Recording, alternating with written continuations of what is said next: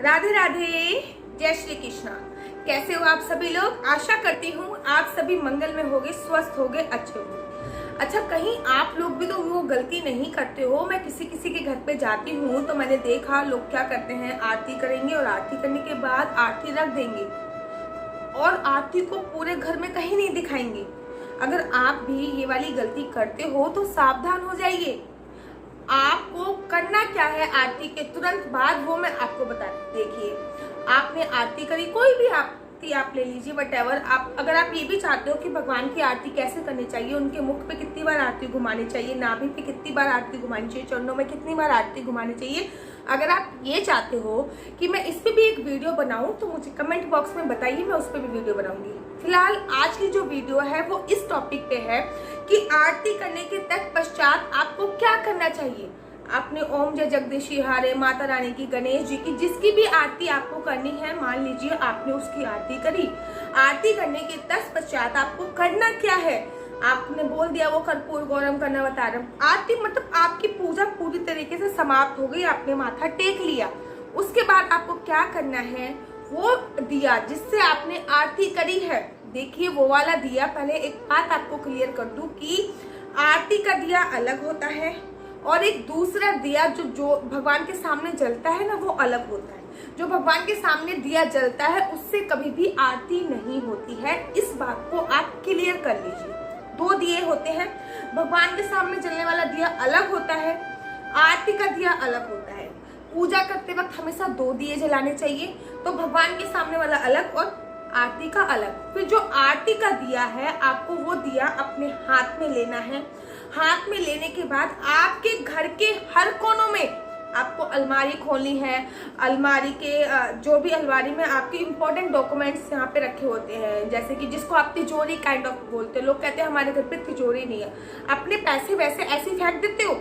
एक लॉकर बना रखा होगा आपने, जिसमें आपके बैंक के कागज होंगे, जिसमें आपके एफडी के कागज होंगे, जिसमें आपके पीपीएफ अकाउंट के कागज होंगे, चेक बुक वगैरह होंगी।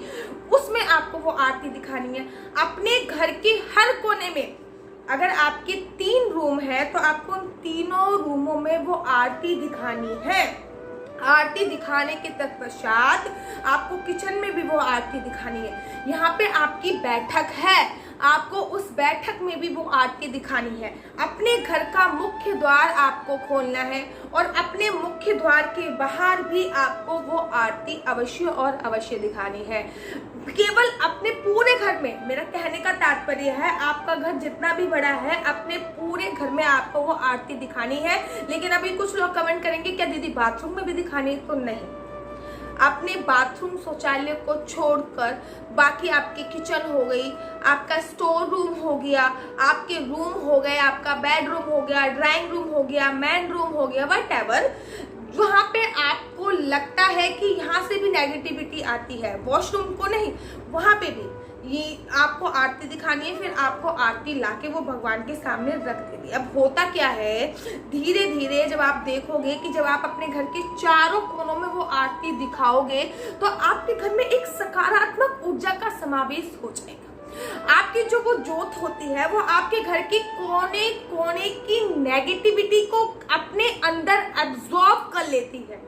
जैसे कि वो दिया होता है, दिए में हमने जोत जलाई तो वो प्रकाश नहीं हो जाता, वही प्रकाश आपकी पूरी के पूरे घर में फैल जाएगा। जब वो आप आरती करने के बाद, वो पूजा अर्चना वंदना करने के बाद अपने घर में नित्य प्रतिदिन वो आरती दीपला, आपने दीपला हाथ में लिया तो वो दीपला आप पूरे घर में दिखाओगे, पूरे के पूरे घर में। अब आप कहोगे कि दीदी मुख्य द्वार पे क्यों दिखा रहे हो? मुख्य द्वार पे इसलिए लगाते हैं कि सुबह सुबह जब हम पूजा करते हैं तो सुबह सुबह जो भी हमारे घर में हमारे पितृ हैं, देवी देवता जो आ रहे हैं, उनका स्वागत है। शाम को इसलिए दिखाते हैं कि जो भी हमारे देवी देवता इत्र पितृ जो भी आ रहे हैं उनका भी स्वागत है।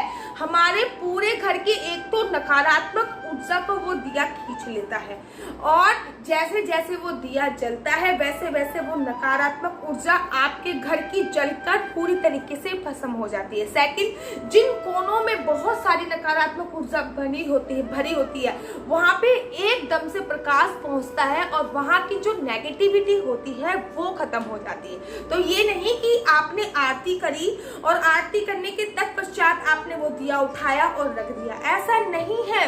आपको आरती के बाद पूरे घर में उस दिए से आरती दिखानी है। आपने पंडित जी को देखा होगा मंदिर में जब वो आरती करते हैं, पहले सारे भगवानों की आरती करेंगे, फिर आरती करने के बाद घर के जो मंदिर का मुख्य द्वार होता है फिर उसकी आरती करते हैं। वहां पे भी आरती घुमाते हुए पूरे मंदिर में आरती घुमाते हुए लाते हैं। आरती करने के बाद भी आपको भी यही करना है। अब आप कुछ लोग पूछेंगे दीदी सुबह करना है कि शाम को करना है?